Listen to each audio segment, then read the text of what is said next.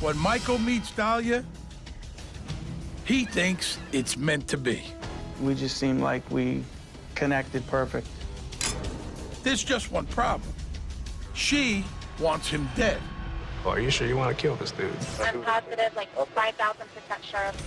Who would ever see that coming? I didn't even get kill him softly, make him go away painlessly. She is determined.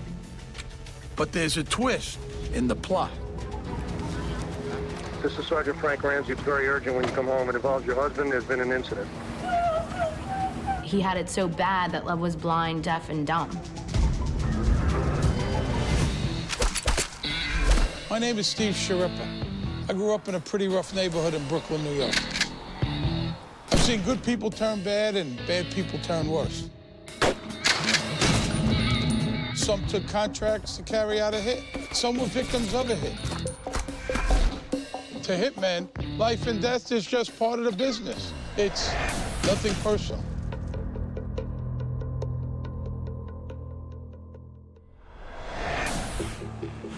It's a beautiful August morning in South Florida. And 26-year-old Dalia Dippolito is starting it at the gym. That's when she gets the phone call every wife fears. This is Sergeant Frank Ramsey, Boynton Beach Police Department. We're at your residence, ma'am. It's very urgent when you come home. It involves your husband. There's been an incident. At the condo Dalia shares with husband Michael, the grim task of securing a homicide scene is nearly complete. Boynton Beach cops are well-trained in crime scene procedures. They'll need their skills today, because this one is a fake. There's no body, just a trap for a homicidal newlywed wife. This is a story about a terrible thing that almost happened to a guy who should have seen it coming. It's about a temptress who sets up the man who loves her, kind of like that old Bible story, Samson and Delilah. Mike thinks he's in a different movie, one of those hooker with a heart of gold jobs. Pretty Woman, maybe. But Dalia, make no mistake. She's a vixen straight out of the Old Testament.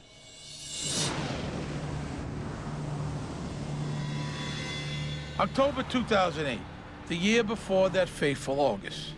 Michael Dippolito isn't looking for trouble, but he does want to get naughty.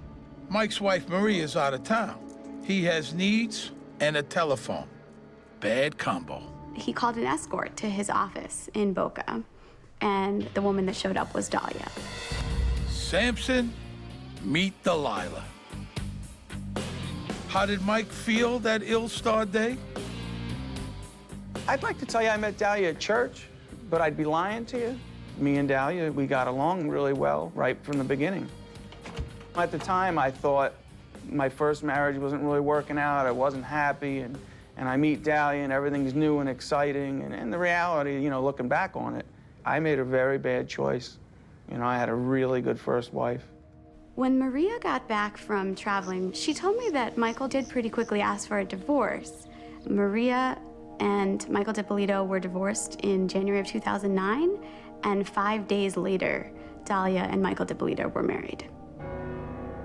When I first met Dalia and we got married that fast, we just seemed like we connected perfect. When I was with Dalia, I felt very alive. We'd have sex like 5 times a day, every day. It was exciting all the time. Dalia must have some mind-blowing talents, but Michael believes it's way more than that. It's a beautiful connection that's meant to be. What he doesn't know is that Dalia is no stranger to such fateful connections, and she's turned a profit on every one. She certainly seemed to be linked to gentlemen that had money. She liked the lifestyle. She liked the fancy clothes. She liked the fancy jewelry. What she likes most is keeping everything when the romance is over.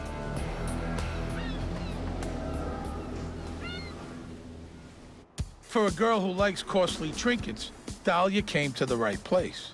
Boynton Beach is right next door to Palm Beach. When old money flies south for the winter, it often lands right here. The price of admission to those gated mansions is usually a trust fund. What Dalia's got is a hot body. That works too. if, like her, you're willing to rent it out to paying customers. She'd get her hair done every week, fake eyelashes, fake nails, the fake boobs. You know, there's a lot of maintenance involved. She spent time fixing herself up to look good.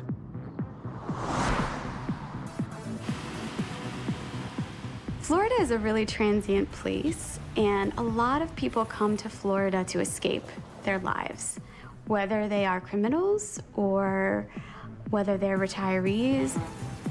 If you think about it, criminals and retirees are both after easy lifestyles. The difference is who earned the money. Dalia came from New York. For Mike, Florida is a refuge from some mistakes he made back in Philly. I originally came to Florida to stay out of trouble. And lo and behold, you know, I've done quite the opposite of that, I hate to say. Before we get too far, you ought to know that hiring Dalia for a quickie is not Mike's first ethical lapse. Before their fateful encounter, he'd made a career of scamming people out of their nest eggs. He'd lure them into surefire investments and keep the money. We had a business that didn't exist. We were raising funds, foreign currency options that we didn't trade. He took the money that they were supposedly investing and he spent it on whatever he wanted. So then he was busted, and he did go to prison. He does plead guilty, accepts responsibility for the charges, and he spends 2 years in prison. And then he's put on probation for, I think it's 28 years, so he's gonna be on probation till the year of 2032. Mike DiPolito's friends say he comes out of prison a changed man, determined to stay on the up and up. Well, score one for Florida's corrections department. Mike starts a new life, full of promise. His biggest commitment is to pay back the people he ripped off. We'll get to that later. Right now, let's stay on the romance. Mike and Dalia seem made for each other. My main thing is tanning in the gym. There was a routine that Dalia described for her and Michael's daily lives together. That routine consisted of waking up pretty early in the morning. She said she would give him steroid injections. Then they would both go to the gym.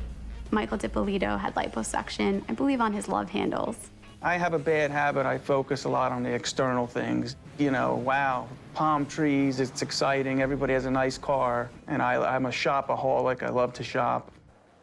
So, Mike and Dalia share the same values. They're shallow, but they are values. For Dalia, becoming Mrs. DiPolito is a dream come true. Before, she only got trinkets for her favors. You know, jewelry, a car. Now she has a whole condo. Trouble is, it isn't really hers. She can't sell it and move on, and anyway, she's just married to the owner. It won't be her property unless something drastic happens. But these days, anything is possible. All of this was happening in less than 3 months. Every day something was moving and moving, and it was exciting. Sure, I didn't have time to breathe. Everything was working out perfect. I bought the house. We got married. We got a new dog. I would say to Dalia, I said, some people don't ever get to this spot. I said, we're young and we're already there. As far as Mike can see, Dalia's a little miracle who's upended his life in every possible way. All of them good. She just seemed like she had her act together. She was telling me that she was, you know, selling real estate. And I believed it. Why would I not? She did get a real estate license, I believe, and she was working for a real estate company. Perhaps briefly, but long enough to sell Michael DiPolito his condo. How she sells Mike the idea that she's suddenly become a successful real estate agent is a head-scratcher. But it's something he wants to believe. She was telling me she had a couple closings from houses coming, and they just never materialized. The commissions never materialized because Dalia isn't selling real estate. She's still in the escort business. Dalia and Mike are both giddy with the excitement of getting what they always wanted. Mike's got Dalia, and Dalia's finally got something to show for all of her hard work besides chump change and rug burns. Thing is, Mike hasn't figured out that he's the one thing in this pretty picture Dalia could live without. Okay, So let me set the scene. Wednesday, August 5th, 2009, Boynton Beach, Florida. At about 6:30 in the morning, Mike DiPolito is rudely awakened. The cops tell him his wife planned to have him killed today. Oh, it's gonna get wild. Mike needs to come downtown pronto. So how did we get here? From guy meets girl to newlywed wife tries to have husband whacked. Oh, it's easy to say Mike should have seen it coming, but who would? To any normal person, it's just too damn weird. Even so, it's not like there haven't been red flags. For starters, Dalia likes money and travel. She absolutely loved that fast-paced lifestyle. It's what she wanted. And once she got a taste of that, she wanted more. Trouble is, Mike owes every penny he has to the people he ripped off. He'd served his prison time. The only condition he had left was to pay off the $191,000 in restitution to the victims. And Mike, well, he can't go anywhere. My probation keeps me in Palm Beach County. Dalia pressed me a little about the probation. Look, you have to get off, because she wanted to travel. The idea of so much cash being returned to its rightful owners is more than Dalia can stand. She figures out a way to put it in her pocket. But to pull it off, she's gonna have to scam her own husband. Dalia did tell Mike that she'll do anything to get that restitution monkey off his back. She says she'll kick in nearly $100,000 of her own money to make that happen. Mike's problem is he believes her. I was blinded by love, and I just never saw any of that coming. It seemed like me and Dalia were on the same page with everything, and we were moving in the same direction. But the direction Dalia's moving in is towards Mike's money. And now she gets a big chance. Mike's lawyer tells him not 1 cent of his restitution payments can come from any questionable source. Mike's accounts are still tainted. So Dalia suggests the money come from her account, which Mike believes is full of squeaky clean real estate commissions. Dalia said, you know, look, I'll put up half, and you put up the other half, and then we'll be done with this, and we can do all these things we want to do. I had been on probation a long time. I was more excited to get off probation than I was in anything else. I was going to get my life back. The plan is for Mike to give Dalia $100 grand in cash. She puts it in her account and adds 91 grand of her own. Does Dalia have that kind of money? I never really looked at Dalia's money, ever. You know, I wasn't concerned with that. Well, he should have been. Dalia's never sold a thing except his condo and her body. So Michael starts to give her money. He writes her checks, he gives her some cash. Over a period of about 2 or 3 weeks, he gives her the $100,000, thinking, this is my wife. She loves me, she wants to help me, we're in this together. I gave Dalia my half, you know, and her half just never seemed to show up. You know, and once that happened, I guess you could say the games began.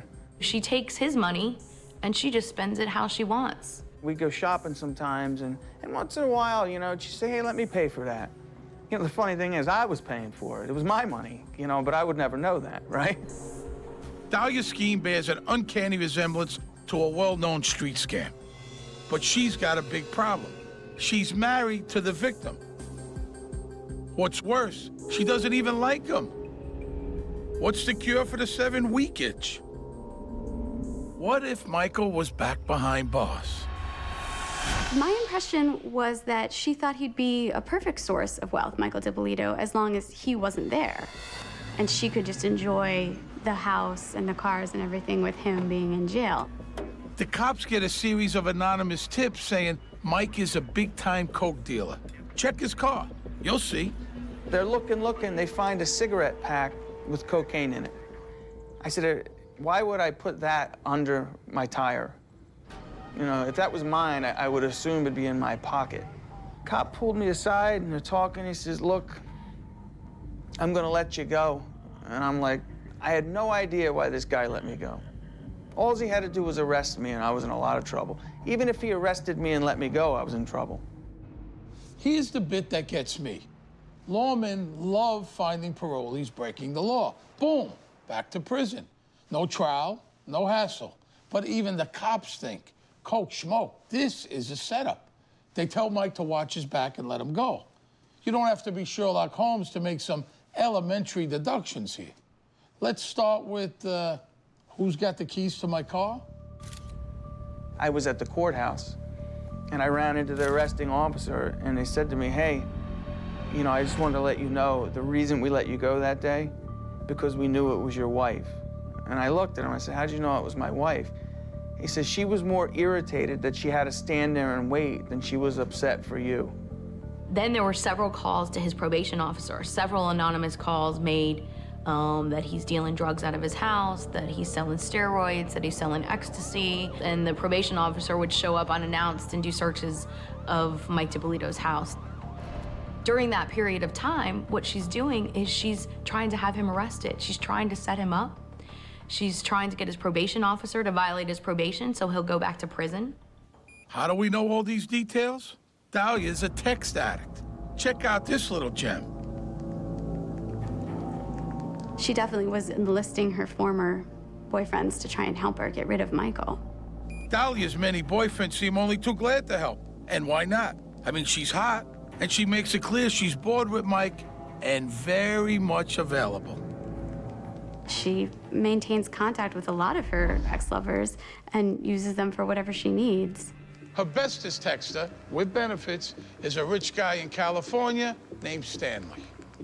She uses him, actually, to assist her in trying to get Mike DiPolito arrested, trying to have him put in jail, planning drugs on him, conspiring to take the house from him, and ultimately she tells Mike Stanley that she wants to be with him, capitalizing on the fact that he's a wealthy man. Stanley is not only rich, he's a buttyless Lothario who could make any girl squirm with textual desire. Dalia, I have always wanted you. You are my unicorn. What the hell does that even mean? Stanley is happy to be Dalia's love slave, but he's on the wrong coast. He can work the phones, though. So, Mike gets a phone call, supposedly from a lawyer friend of Dalia's, who convinces Mike to sign his paid-for condo over to her. His hook? You need to protect yourself, Mike. Dalia could be your shelter. During one phone call, do you have any assets? Do you have anything that's in your name? Because I'm concerned that if you do, that since you owe this restitution, they can take your assets. And he says, well, I do actually happen to own a house. He says, well, you need to get the house out of your name and put it in your wife's name. He and Dalia go the next morning, and he signs the house over. She gets the deed to the house. The title's totally in her name. She gets Mike Stanley to call the Department of the Treasury, to call the IRS, to call the Department of Corrections, trying to get Mike DiPolito in trouble with the authorities and arrested and back in jail so that he and Dalia can be together.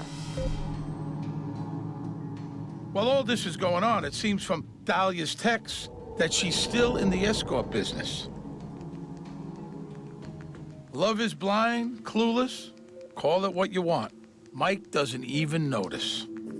Michael DiPolito said that his friends and family suspected his wife of causing some of this trouble for him, but he didn't listen to them. Dalia, from what I found out, was texting numerous old boyfriends. So she must have literally been walking out of the room and turning the corner and texting away. I never saw it. You could fault Dalia for a thing or two, like being greedy, manipulative, and evil, but you can't call her vague.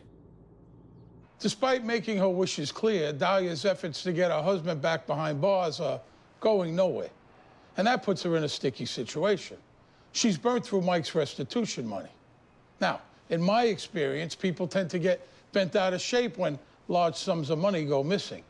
I promised this money to probation. Well, they wanted it. And now I don't have an excuse for where it went.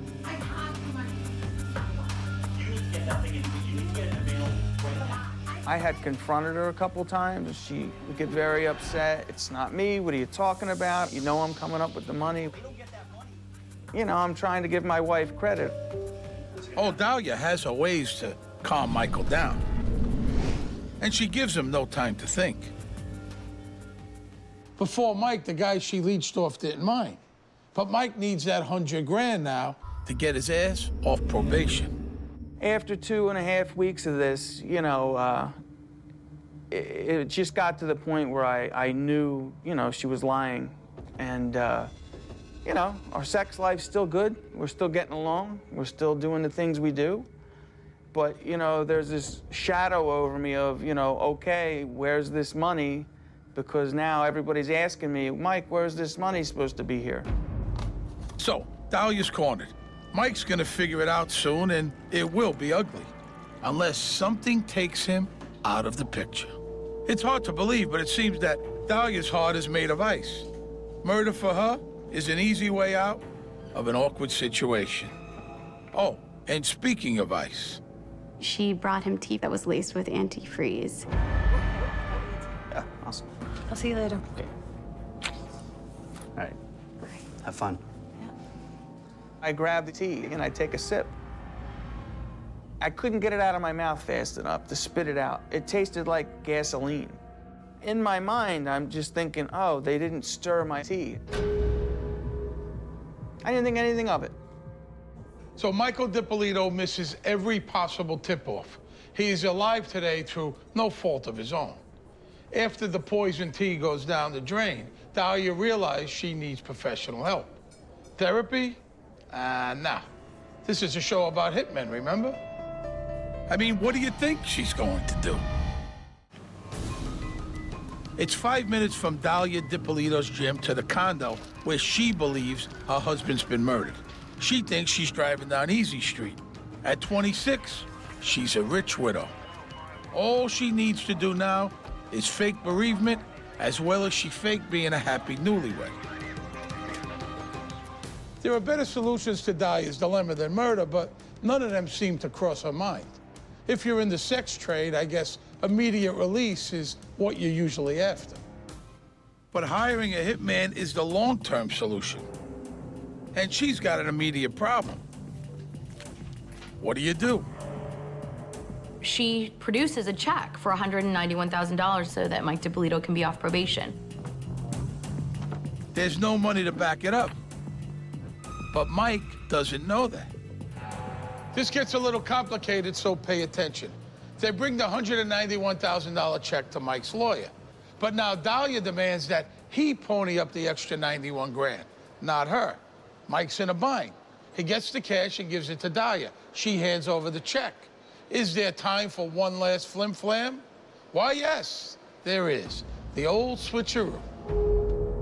Mike DiPolito walks into his lawyer's office and hands him the check, thinking he's now off probation. He didn't look at it, thinks it's the same check. The lawyer opens the envelope. He finds a check for $191, not $191,000. Now Mike's really confused. He's no stranger to con games, but could his own wife be pulling a fast one? So now Dalia's really in a bind. What could she come up with? How about, I'm not thinking clearly, Mike, 'cause I'm pregnant with your baby. I know what you're thinking. Oh, no, she didn't. Oh, yes, she did. Now I think I have a child coming with her, and so, you know, it's not only my new wife, it's my new pregnant wife. We're sitting there every night. She's reading baby books. I mean, this girl's nuts. We almost painted my extra bedroom with a baby mural. Thank God I didn't do that. At the time, Mike thinks life's great with Dalia, but something odd is going on. Could somebody be out to get him? He's nervous and sets up security cameras. Other than the issue where, you know, the missing money and the probation, he said he thought he had the perfect marriage. They got along great, they went everywhere together. He said they had a tremendous sex life. I mean, he was very happy other than that one particular issue. The girl's sleeping in bed next to me every night. Her mother's over the house every other night. I'm at her mom's house every other day. You know, I'm doing a lot of nice things with her family. I just, you know, I couldn't imagine. I guess let's just say this, if I was gonna do what she did, I wouldn't bring her around my family or people if I was just planned on robbing and trying to kill someone. I don't see it. So that fogged my judgment a little as well. Now, Dalia married Mike in February 2009. By April, she's working on getting Mike whacked. I think Black Widow spiders have longer honeymoons. Dalia realizes that killing Mike will be a lot easier if she outsources the job.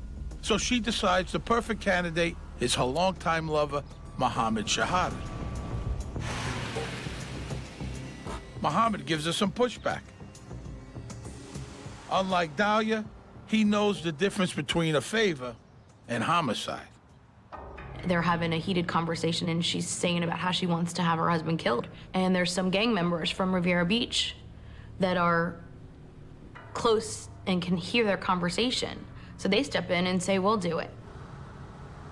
She takes them and drives them by the house that she lives in with Mike DiPolito. They come back and they tell Mohammed, you know, she's crazy, we're not gonna do it. There's surveillance cameras outside of the front of the house. When the gangbang is back out, Dalia turns up the heat on Mohammed. If he won't help her, she'll find someone else or do it herself with his gun.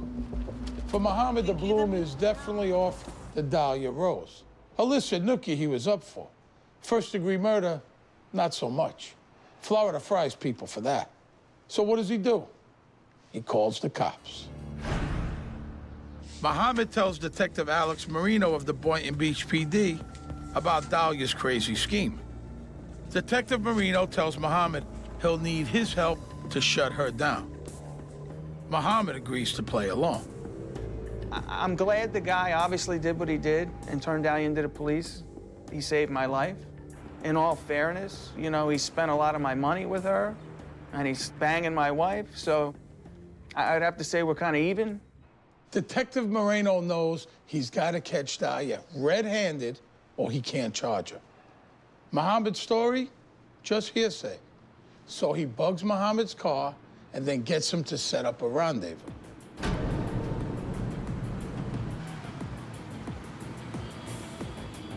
Dalia DiPolito showed up at the gas station driving her car.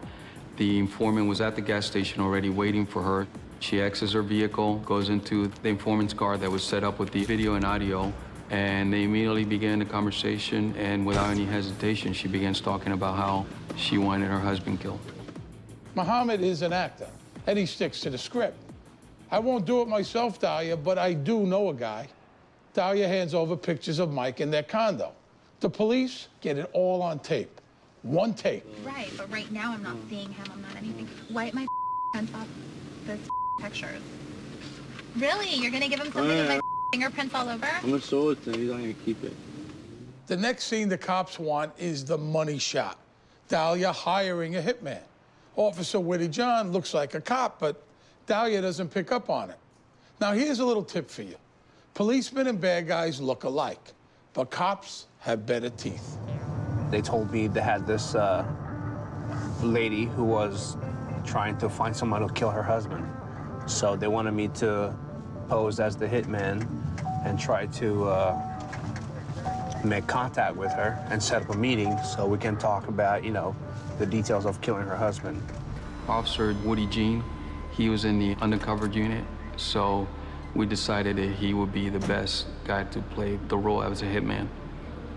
Woody Jean had been working undercover for a while, so he was actually very experienced. Dalia DiPolito meets Officer Whitty John in his guise of killer for hire. We had our undercover unit set up the cameras inside the car, which would have been Woody Jean's car, and we set up audio where we can actually listen as it's happening live. Which is why we could hear exactly what Dalia said when she thought she was hiring a hitman. Could we really have to? I told her, well, okay, so how do you want it done? Where do you want it done? She was definitely interested in telling me, this is his schedule, you know, on Wednesday, that's when I want it done, if it's possible. I said, well, Wednesday is good, we could. Wednesday's 2 days away. What you're seeing is a desperate woman who fears her scheming ways are about to be revealed. At the house, like how soon could you do it? And I could do it Wednesday morning. Her interaction with the hitman was very much a business transaction. Here's what I want to happen, here's his schedule, here's pictures, here's the money, like, let's get this done. She never expressed very much emotion about having her husband killed. It was like she was going to make a nail appointment. She was gonna have her husband murdered, someone she supposedly loved, someone she's married to, and she could have cared less. But even when hiring a hitman, Dalia's a savvy shopper. In fact, she's got an ingenious scheme to get Mike whacked for free. Keep going into the bank on Wednesday and he's pulling up money. Like, I know what bank he's going to. What bank is it going? Dalia hatches a plan for Mike to pay for his own hit. He's gonna get 10 grand from the bank in a couple of days, she tells Whitty. Hit him on the street, take the money, we're even. Bad plan, says Whitty. Too many witnesses. Too hard to fake is what he's really thinking. What Whitty really needs is for Dalia to offer him money. That's the crime. Okay, when it's all done, I was gonna get $3,000 from you today.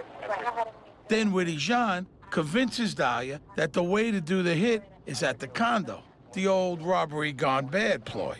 Because I was looking in newspapers, there's been a lot of burglaries in this area.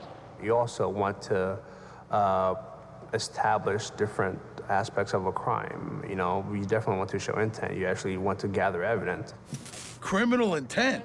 This is what it sounds like. I'm determined already. I'm positive, like 5,000% sure. I still just say to myself, you know, why didn't she just hire a lawyer and divorce me? I mean, what would I do? Cry? Say no? You know, she would have still wound up, you know, making out like a bandit. Dalia thinks that hitman is her ticket to life as a prosperous Boynton Beach widow. All of her needs will be taken care of. Officer Whitty Jean also has plans to get Dalia what she needs, but he thinks shackles will be a good start. You try to be as relaxed and cool as possible without losing your edge. Basically, you don't want to be in there, relaxed, so cool to the point where you become complacent, then, you know, you're gonna die. Dalia's bought Whitty Jean's act. She offers him $3,000. That's pretty cheap for a hitman.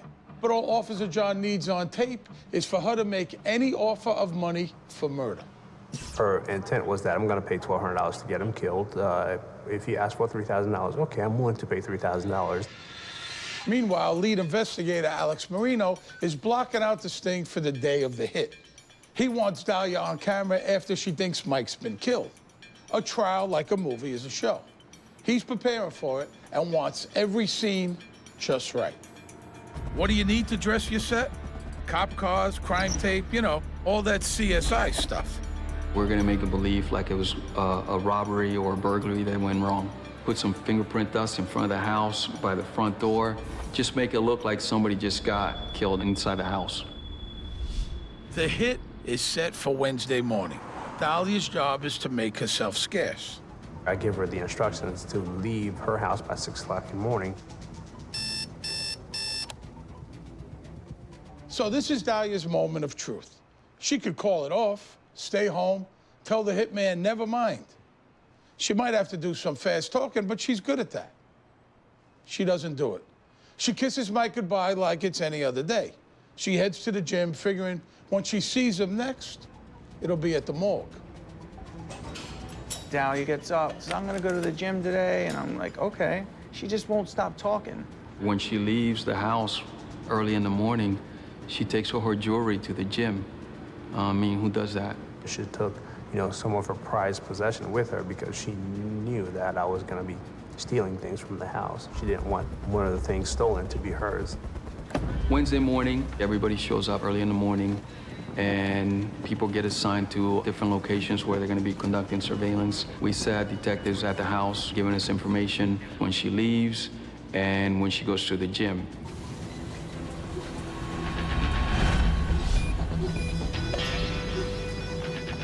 With Dalia gone, the cops go to work. They've got to get it done fast. First thing, break the news to the newlywed that the woman of his dreams wants him 6 feet under. Sergeant Sheridan, Paul Sheridan, knocked on the door, and I was also standing there, and we make contact with Mr. Michael DiPolito for the first time. And we tell him that, hey, we're conducting an investigation where your wife is trying to get you killed, and that's why we're here, and we need to get you out of the house as soon as possible. He was shaking, nervous, and shocked. He didn't know what to think. You know, it hit me. I'm like, okay, everything that happened, you know, the drugs, everything crazy that's been happening, the money missing, I just knew it was her. I kind of knew it was her, but I didn't want to. My worst day in the world was that it was my wife. And lo and behold, here's the worst day in the world right now.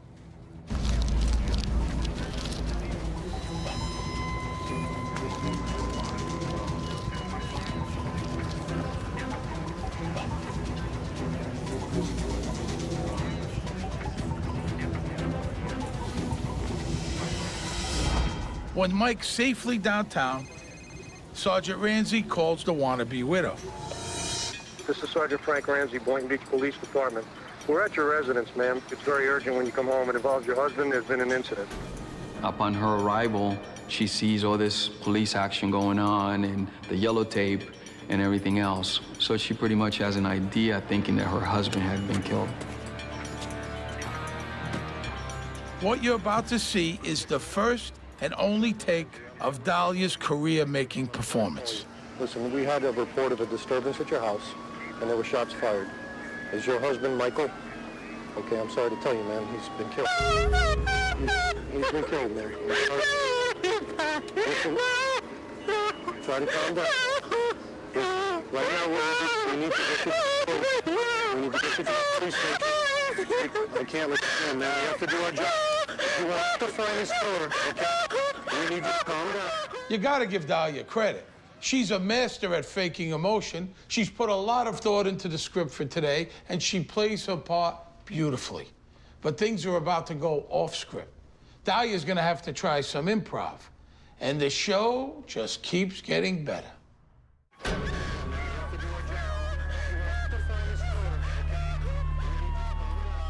Dalia DiPolito has just been told that her husband Michael has been murdered. Everybody in this scene is acting. She's not sad nor surprised. And the cops, oh, they faked the whole scene. What Dalia doesn't know is that her husband Michael is alive and cooling his heels down at the Boynton Beach PD. The police told me, we're gonna sit in this room, you're gonna be able to watch us confront her. So we sat down there and we waited for him to bring Dalia in. Now, I know a thing or two about acting, and so do cops, especially when it comes to things like, I'm shocked by this terrible thing that I had nothing to do with. I've informed people in reference to their loved ones dying, and I've always had a different reaction than what Dalia DiPolito did. She immediately, before he can even finish the sentence, she starts crying. Oh, and that isn't her only miscue. Right after she gets told about it, she asked about the dogs, which just didn't make any sense. I mean, through my experience, I've never had that. She wanted to see the body. She wanted to make sure that he was dead. And then she jumps into, how are the dogs? Well, just we need to get your husband's killer, ma'am. For those of you worrying, the dog is fine. What's not fine is Dalia's script. She doesn't know it, but it's off the rails. It's actually a cop show now. And they need one more scene. Dalia lies through her teeth. They could have set up a better camera angle, but it did get the shot. We did the initial interview with her and made her believe she was actually helping us in the investigation. Listen, is there anybody that you know that you think would want to kill your husband? My husband's on probation. Dalia points the finger at some of the people from Mike's shady past. When Sergeant Paul Sheridan's heard enough, he pulls the plug. The game's over with, okay? There's no more games with you and I. Now we're gonna get down to serious business. I wanna know if you know this guy. Come here, bring this guy in here. Now is when Dalia's mouth gets a little dry, which is always bad news in her line of work. One of the detectives put handcuffs on me. I handcuffed me behind my back. The guy's was, we've caught the guy who did it. He's a prisoner. You know who this guy is? No. You've never seen him before? I've never seen him before, ever. And then she looked up at me. She said, nope, I've never seen him before. No emotion. She just looked at me. She's like, nope, I don't know him. So another lie, you know, which we had her on video meeting the actual undercover agent days before. Get him out of here. With that scene, the cops have their movie in the can. All that's left is what we call the denouement, the wrap-up. It's up to Sergeant Sheridan to give Dalia the bad news. You're going to jail today for solicitation of murder. You're under arrest. That's an undercover police officer. We filmed everything that you did, recorded everything that you did. You're going to jail for solicitation of first-degree murder of your husband. I didn't do anything. Did you hear what I just told you? I couldn't believe it was happening, but yet I completely believed it was happening. Tell me you didn't do anything? I didn't do anything. I want you to quit your acting and get this over with. You know what? Still refusing to admit the truth, how dangerous Dalia is about to find out this is a completely different production than the $3 drama she thought she paid for. You sound like a fool right now denying this, because, like my partner just said, everything's on tape. She was just like telling us, you guys have been so nice to me, you know, I don't understand, you know, I would never do something like that. I don't want to give you guys a hard time. Like, you guys have been really nice to me, and I know you didn't have to take special considerations and things like that. I appreciate it. She was very good at manipulating men. Even during our interview, when I talked to her, she even tried to, you know, manipulate us. What I decided was to let her listen to a portion of the actual meeting of her and the undercover agent to let her know this is really serious. Determined already. I'm positive, like 5,000% sure. Like, I'm sitting there saying to myself, I'm like, wow, like I didn't even kill him softly, make him go away painlessly. Like I got like, you know, make sure you kill. It was like kill him, yeah, with a gun, and she's like, yeah, okay. I thought I was always very nice to her, you know. That's what really surprised me. I also showed her some photos of when she met the undercover agent, and we have all this evidence. Be honest and tell the truth. Dalia doesn't fess up. We go ahead and arrest her for close stage first degree murder. No, please. Can you stand up? Stand up, please. Right after that, then we decided to tell her the truth, how her husband wasn't dead. And at one point, we actually bring her husband in front of the interview room and let her see that he was alive. Oh my God. He's alive. Come here, please. Come here. Mike, come here. Come here, please. Come here. Can't fix it. Why not? I'm sorry. I heard you. When I saw Dalia do the fake crying and the tears and oh my God, you know, I had been watching her lie to me for 3-4 months. If I caught her with her hand in a cookie jar, she would swear to me my hand was not in the cookie jar and not give up. Dalia called me from jail. Everybody wants to know why I took the call. I had to take the call. I just wanted to hear what she was going to say. I can't help you. Don't you understand what just happened? What they're saying is not true. How is that possible? Like, I'm sitting here. It's not true. It's not possible. You wouldn't even give me 2 minutes to talk to you, but it's not possible. What they're saying is not true. How can you believe that? I heard your voice. How can you believe it? So she's, you know, I didn't do this. How come you're not hiring me a lawyer?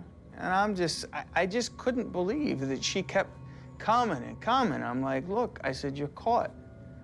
I didn't even get involved and you tried to kill me. I'm more like, you stole my money, you stole my house. I'm like, she's like, help me. And I said, I'll help you. I said, sign my house back over to me and I'll help you. You know what I'll do? You know what I'll do for you? Seriously? What? You sign my house back over to me, I'll help you, Mom. Give me my house back. That's it. That's it what? I'll help you. So I don't have to go through the legal bull I have to go through already. What does that mean? It means sign my property back to me that you stole, basically. That's what you're thinking, and I didn't steal anything. All right, so listen. I'll have the papers sent over to you somehow. You'll sign them over to me, and then I will help your mother. Okay? I'm not signing anything. And I knew what she'd say. Of course, she says, oh, I'm not doing that. And I just chuckled. I said, I knew you were going to say that.